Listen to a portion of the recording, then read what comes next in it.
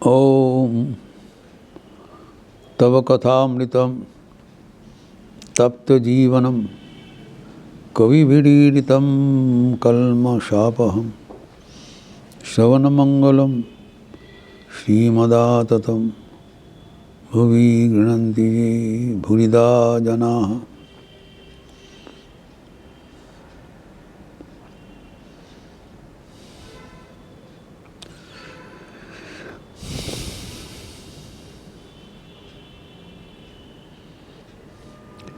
शारीरिक तपस्या का बात हम लोग कर रहे थे।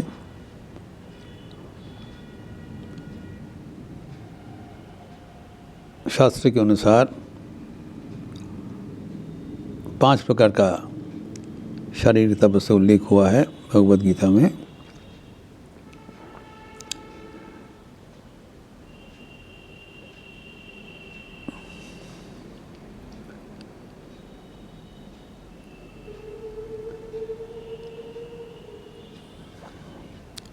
जो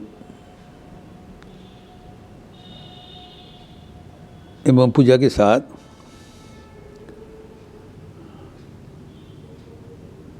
कौन किसको पूजा है? देव द्विज गुरु प्राज्ञ। ये 4 प्रकार का दरवाजा दिया है। देवता, गुरु, महर्षियों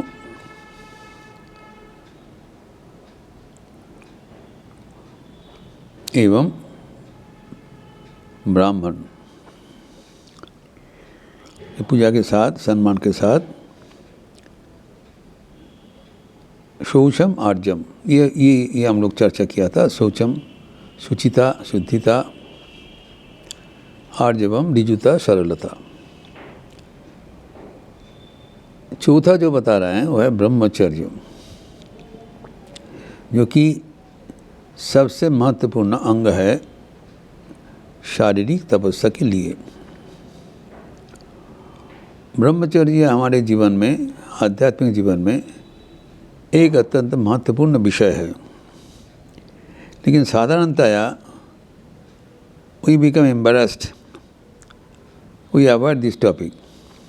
ये सबके सामने चर्चा करना बहुत कम आलोचित होता है। Regarding this is considered to be a very secret matter in our life, लेकिन ये सबसे महत्वपूर्ण है। ब्रह्मचर्य क्या है जानना बहुत ज़रूरी है, एवं ब्रह्मचर्य पालन भी बहुत ज़रूरी है। इसको भली भांति समझना चाहिए किसको ब्रह्मचर्य कहलाता है, एवं ब्रह्मचर्य क्या है, ब्रह्मचर्य क्या है एवं क्यों इतना जरूरी है। क्योंकि इसको हम अवहेला नहीं कर सकते हैं।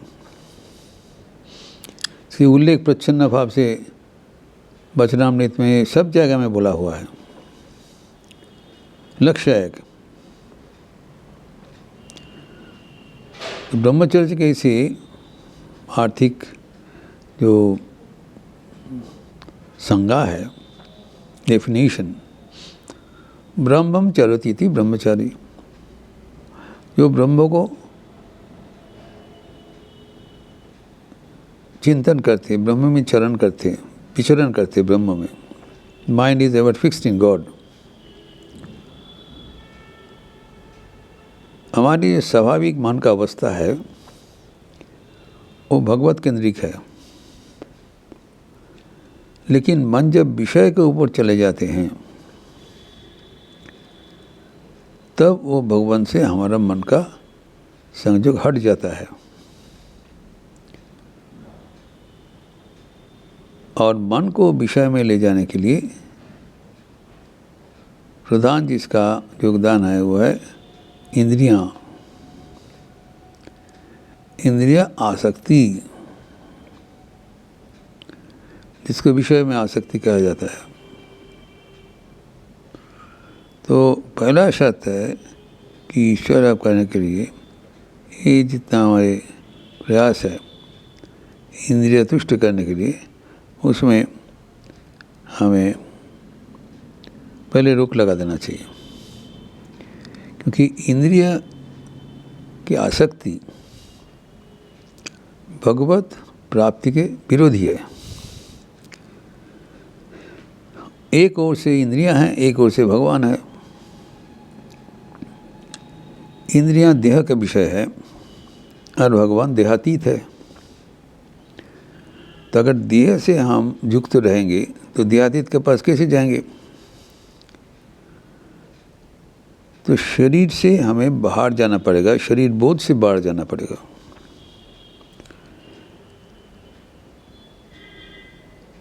शरीर बोध से बाहर जाके ब्रह्म के संपर्क में चिंतन करना है। और एक अर्थ दिया है बीर्य धारणम ब्रह्मचर्यम। हम जो आहार करते हैं, जो शरीर का वो आहार पचने के बाद वो शक्ति शरीर को देते हैं। जिससे आहार करते हैं उससे हमारा शरीर बनता है, मांसपेशियाँ पुष्ट होता है, रक्त होता है, फिर और भी शरीर का जो गठन के लिए जो ज़रूरत होता है तो आहार से बनता है। नाउ वो रक्त से फिर आगे शोणित जिसको कहा जाता है, फिर आगे उसको शुक्र बनता है और शुक्र घनीभूत होने से उसके बीज बनता है। Now so the essence of our being, from the blood it goes to that Shukti. शक्ति जो ऊर्जा है हमारा ओजस जिसको कहा जाता है, वो एक फिर आखिर में जाके वो ये सम्मिलित शक्ति है ओजस में परिणत हो जाता है। ये जो प्रक्रिया है ये एक दीर्घ काल का प्रक्रिया है कि शरीर में जो ओजस बनता है वो बीज से परिगणित होगा, बीज से हमें संक्रमित होके भगवत का पूर्ण मन एकाग्र होगा। तो इसीलिए जो वर्णाश्रम धर्म है, जो चतुराष्टमी है हमारे परंपरा में, ब्रह्मचर्य, गारस्थ, वानप्रस्थ, संन्यास, ये तीन आश्रम में ब्रह्मचर्य, वानप्रस्थ एवं संन्यास ब्रह्मचर्य पालन का निर्देश दिया हुआ है, गारस्थ का नहीं। Those who are householders, they are exempted. तो बाकी जो है they are supposed to जो maintain the life of a ब्रह्मचारी। और उसके बाद क्या मतलब है जो बताया बीज धारणा ब्रह्मचर्य, अर्थात उन लोग सतर्क रहता है, उनका बीज का यूटिलाइज उसका दुरुपयोग नहीं होता है, इज़ नॉट मिसयूज्ड। तो हमारा जो सार है, हमारा जो शक्ति है वो भगवान के ओर देना चाहिए, न कि विषय के प्रति। तो वो उसका जो दुरुपयोग होता है तो वो संसार के प्रति चले जाते हैं और हम भगवान से दूर हो जाते हैं। ये जो तपस्या किस लिए किया जा रहा है?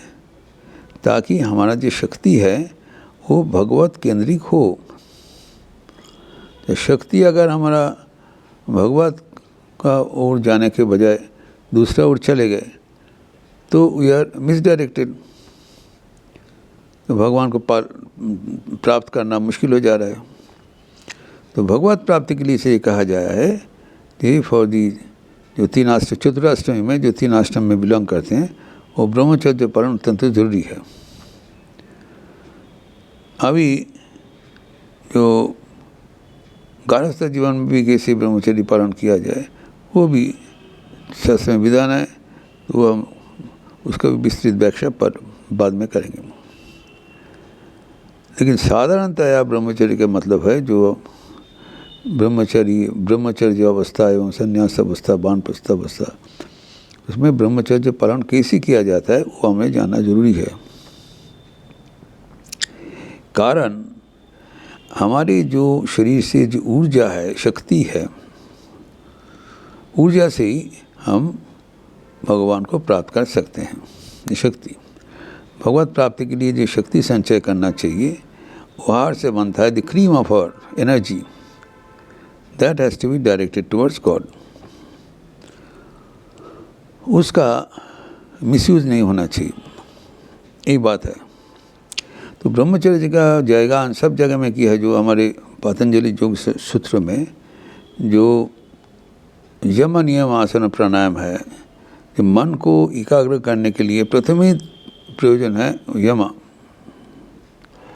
और उसमें क्या है, यम किसको कहा जाता है?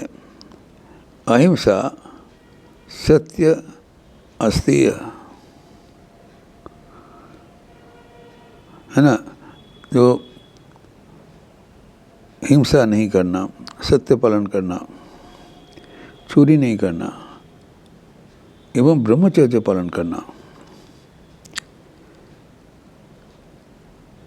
एवं अपरिग्रह, किसी के साथ कुछ दान नहीं लेना, उसमें से ब्रह्मचर्य सबसे महत्वपूर्ण है। तभी हम मन को केंद्रित कर पाएंगे। यहाँ पर भी बोला शारीरिक तप में ब्रह्मचर्य अनिवार्य है। तो जब हमारे ब्रह्मचर्य स्खलन होता है, जो हम लोग अपोजिट सेक्स से मिलते हैं, उसको मैथुन कहलाता है। उससे ब्रह्मचर्य हमारा जो यूज़ होता है। तो गृहस्थ का जो जीवन का नियम अलग है, बाकी को वो रक्षा करना जरूरी है। तो अभी जो जिस प्रक्रिया से जो हमें मन को भगवत केंद्रित करना चाहिए और ताकि मन विषय में ना जाए, जो हमारे स्त्री संग से ब्रह्मचर्य का पतन होता है, तो वो कैसे ना किया जाए, उसको 8 प्रकार का मैथुन कहा गया है। उससे हमें सावधानता रक्षा करना चाहिए।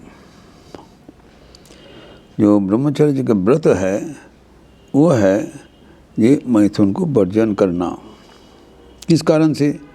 जो भगवत प्राप्ति के लिए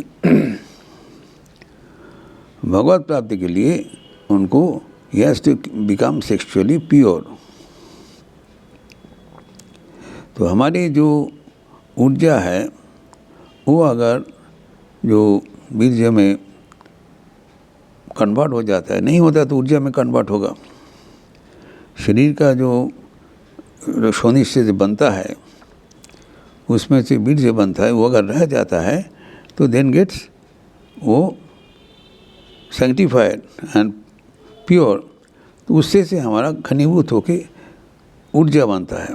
ऊर्जा से ही हम ईश्वर को प्राप्त कर सकते हैं। ऊर्जा घनीभूत होगा तो तब वो जो शक्ति है, वो शक्ति से हमारा कुंडलिनी शक्ति जागृत होता है। तो कुंडलिनी शक्ति जागृत होकर जब हमारा मूलाधार से उच्च उठ के स्वादिष्ठान मणिपुर से अतिक्रम करके जाएंगे, अगर जब कुंडलिनी शक्ति जागृत होकर स्वादिष्ठान केंद्र में आएंगे, corresponding to a genital organ, वहाँ पर अगर वो खर्च हो जाएगा तब और ऊपर उठने के लिए कोई शक्ति बचेगा नहीं। शक्ति तो एक ही है। हमारे भीतर जो केंद्रीभूत मूल शक्ति है, रीढ़ की हड्डी के नीचे जो कुंडलिनी है, वही आध्यात्मिक शक्ति का परिपूर्ण है। जब हम आध्यात्मिक साधन भजन करते हैं तब वो सचेतन होकर ऊर्ध्वमुखी होता है और आखिर में उसको शिरोपरि जो सहस्त्रधार चक्र, वहाँ पर जाना पड़ेगा। जाने में अगर कहीं पर लीकेज होगा तो शक्ति इधर उधर चला जाएगा, तो जाने के लिए ऊपर में उठने के लिए और कोई बचेगा नहीं। इस कारण ब्रह्मचर्य जब तक भगवत लाभ ना होता है तो वो जरूरी है। और भगवत प्राप्ति के उपरांत वो ईश्वर को प्राप्त कर लिया तो शरीर का बोध से उच्च ऊपर उठ गया, देहाती रिक्त हो गया, देव बोध रिक्त हो गया। इसका जो विचार है कैसे हम ये ब्रह्मचर्य क्या क्या करने से क्या नहीं करना है वो ब्रह्मचर्य को बताया, इसका विस्तृत चर्चा हम अगले दिन करेंगे। ओम शांति शांति शांति। हरि ओम तत्सत। श्री राम कृष्णार्पणमस्तु। आज मंगलवार का अवसर है, संध्या के उपरांत हनुमान चालीसा है। आप सबका स्वागत है। अच्छे रहिए, स्वस्थ रहिए, आनंद में रहिए। नमस्कार।